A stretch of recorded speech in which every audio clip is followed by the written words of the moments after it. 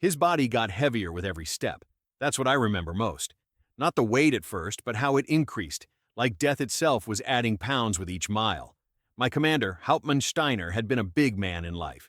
Broad shoulders, solid frame. In death, carrying him through the Russian winter, he felt like he weighed 1,000 pounds.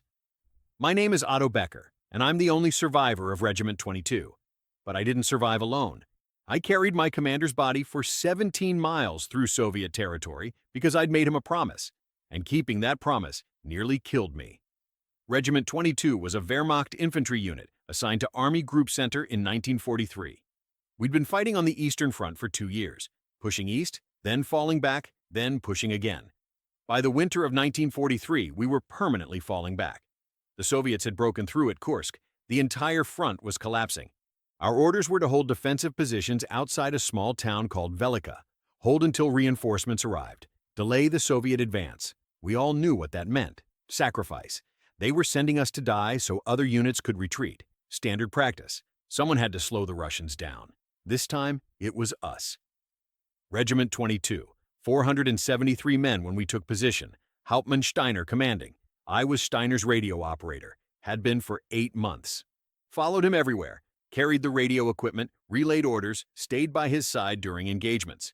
You get close to someone like that. See them at their best and worst. Steiner was a good commander. Fair. Tough, but not cruel. He cared about his men. Actually cared. Learned our names. Asked about our families. In an army that treated soldiers like ammunition to be expended, Steiner treated us like humans. We dug in on the outskirts of Velika on January 8, 1944. Temperatures were 20 below zero. The ground was frozen solid. We had to use explosives to make foxholes, built firing positions from frozen earth and whatever materials we could scavenge, set up defensive lines across the main road and surrounding fields. Then we waited. The Soviets came on January 10th, not a probing attack, a full assault, tanks, artillery, infantry. They hit us with everything. We held for 6 hours, held until our ammunition ran low, held until half our men were dead or wounded. Then Steiner gave the order to fall back to secondary positions, fighting retreat, one platoon covering while another moved. Standard doctrine. We fell back 3 times that day, each time losing more men, each time the Soviets pushing harder. By nightfall, we'd retreated 4 miles. Our regiment was down to maybe 200 men. No reinforcements had arrived. No new orders came through. The radio was getting nothing but static. We were on our own. Steiner called the officers together. I was there because I had the radio. He laid it out clearly. We were cut off. The Soviets had pushed past us on both flanks. We were surrounded. Our only chance was to break through their lines and rejoin German forces to the west. But that meant abandoning our positions, meant retreating without orders, meant court-martial if we made it back. The officers argued. Some said we should hold, follow orders. Others said we'd all die for nothing. The argument went on for an hour. Finally, Steiner made the decision. We'd break out at dawn, move west through the forest, avoid roads, travel light. Every man for himself if it came to that. He'd take responsibility for the retreat. Any consequences would fall on him alone. We moved out at first light. 200 men strung out in a column, moving through deep snow in sub-zero temperatures. The forest provided some cover but made travel difficult. We couldn't move fast. Men kept falling behind, getting lost in the trees. We'd wait, regroup, push forward, making maybe 2 miles an hour. The Soviets found us around noon. A patrol. They opened fire from our left flank. We scattered, returned fire. Brief firefight. Lasted maybe 10 minutes. We drove them off but lost 20 men, and we'd given away our position. They'd send more, bigger force. We had to move faster. Steiner pushed us hard, too hard. Men started collapsing from exhaustion, from cold. We'd left our heavy equipment behind, but we were still carrying weapons, ammunition, whatever supplies we had. In that cold, with that much snow, every ounce felt like 10 pounds. I had the radio, 35 pounds of useless equipment. No signal, no contact, but I carried it because Steiner ordered me to, because maybe we'd get through, maybe we'd reach friendly forces. The second attack came at dusk. Larger Soviet force. They'd circled ahead of us, set up an ambush. We walked right into it. Machine gun fire from 3 sides. Men went down in the first seconds, dozens of them. The rest of us hit the snow, returned fire, tried to find cover.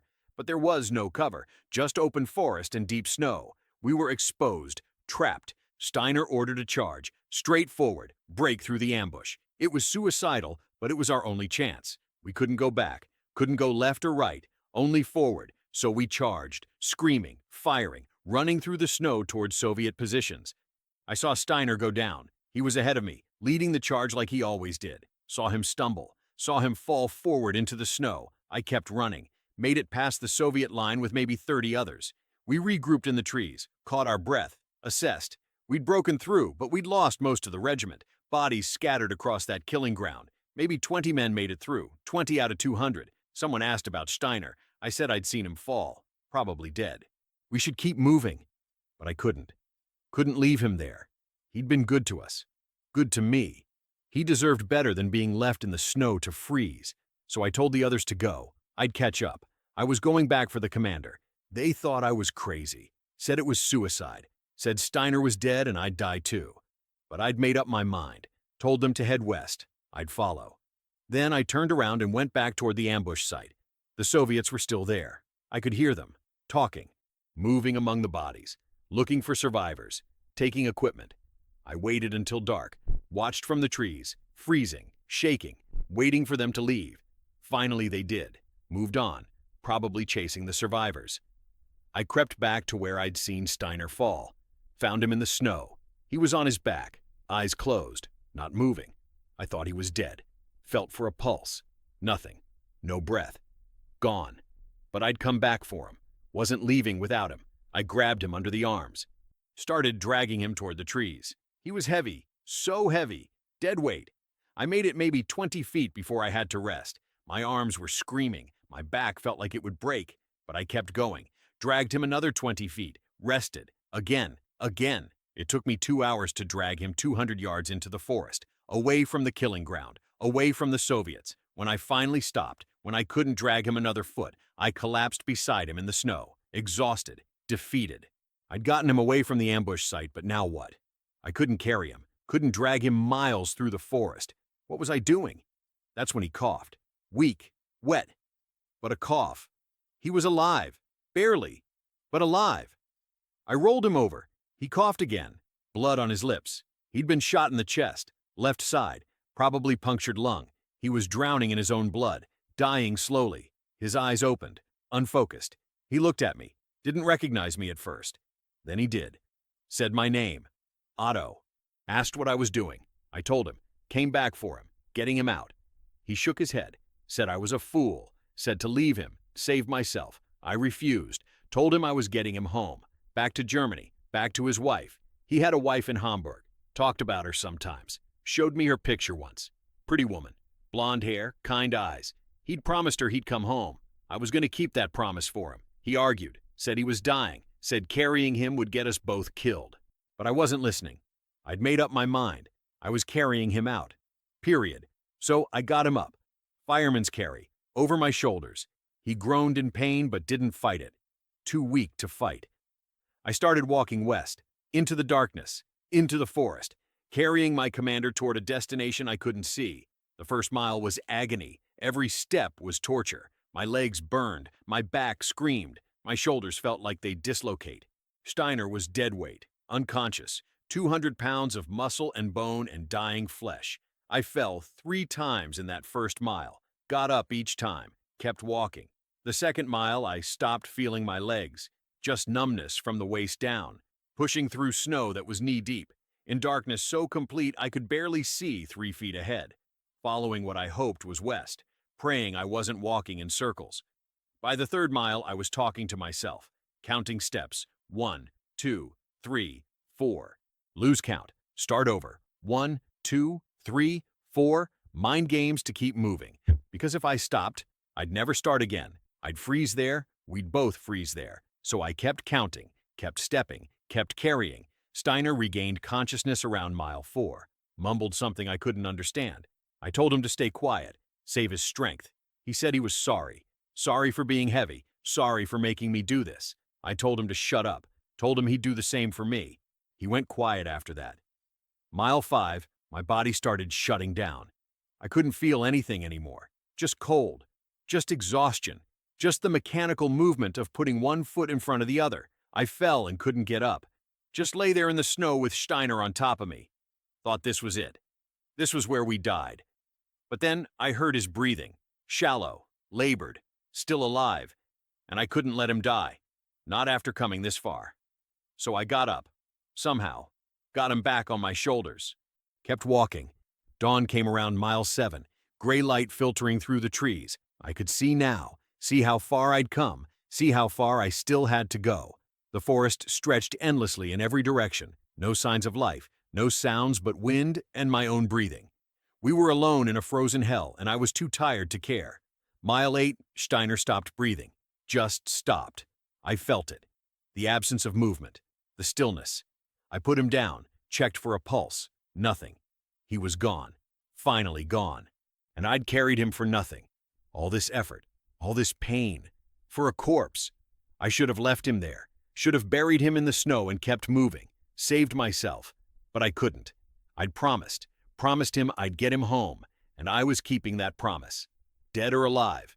So I picked him up again, put him over my shoulders, and kept walking. Miles 9 through 12 blur together. I don't remember them clearly, just walking, falling, getting up, walking. Sometimes I thought Steiner was talking to me, telling me to leave him. Sometimes I thought I was talking to him, telling him about my family, my life before the war, conversations with a dead man to keep my mind from breaking. Mile 13, I heard engines, distant, west of me, either German or Soviet, either salvation or death. I didn't care anymore. I walked toward the sound, stumbled out of the forest into a clearing, saw vehicles, trucks, soldiers, Wehrmacht uniforms, German forces. I'd made it. I collapsed, just fell forward into the snow with Steiner on top of me. Couldn't move, couldn't speak, just lay there while soldiers ran toward us, shouting, asking questions, pulling Steiner off me, checking him, checking me. Someone said he was dead, had been for hours, frozen solid. I'd been carrying a frozen corpse. I didn't respond, couldn't, just closed my eyes and let them take me. I woke up in a field hospital 3 days later, severe frostbite, both feet, 3 toes amputated. My hands were damaged but functional, hypothermia, malnutrition, exhaustion. They said I was lucky to be alive. Said carrying that weight that far in those conditions should have killed me. But I'd survived. Only one from Regiment 22 to make it back. They asked me about Steiner, about why I'd carried him. I told them about the promise, about getting him home. They looked at me like I was crazy. Maybe I was. Maybe the cold had broken something in my brain. But I'd kept my promise. I'd gotten him out of that forest. And that's what mattered. They buried Hauptmann Steiner with full military honors, sent his body back to Hamburg, to his wife. I wrote her a letter, told her he'd died leading his men, told her he'd been brave, didn't tell her I'd carried his corpse for miles, didn't tell her he'd been dead for most of that journey. Some things you keep to yourself. I spent 3 months recovering. Then they sent me back to the front. Different unit, different commander. But I never forgot Regiment 22, never forgot the men who died in that forest, never forgot Hauptmann Steiner and the 17 miles I carried him. The war ended a year later. I survived, came home with 3 fewer toes and memories I couldn't escape. Nightmares about that forest, about carrying weight that increased with every step, about promises made to dead men. I'm 92 years old now. The war ended 80 years ago. Most of the men I served with are dead. But I still think about that night, about those 17 miles, about whether it was worth it, whether carrying a dead man through a frozen forest meant anything. I think it did. Not because it changed anything. Not because it won any battles or saved any lives, but because it was the right thing to do. Because I'd made a promise and I kept it. Because in a war that stripped away humanity, that reduced men to statistics and casualties, I chose to treat my commander like he mattered. Like his body deserved respect. Like his life meant something beyond just being another number in a casualty report. I carried my commander's body for 17 miles. Carried him when he was alive and when he was dead. Carried him because I'd promised. Because he'd been good to me, because leaving him in that forest felt wrong, and I'd do it again, despite the pain, despite the cost, despite carrying a frozen corpse for miles, because some promises are worth keeping, even when they nearly kill you. That's my story. That's what happened to the only survivor of Regiment 22. I carried the weight of duty, the weight of loyalty, the weight of a promise made to a dying man, and that weight shaped everything that came after. Taught me what matters, what's worth fighting for, worth carrying, worth keeping. Hauptmann Steiner made it home, just not the way he'd hoped. But he made it, and I made sure of that. And sometimes, in a war where nothing made sense, where death was random and meaningless, that small act of loyalty, that stubborn refusal to leave a good man behind, that's all the meaning you get. And it has to be enough.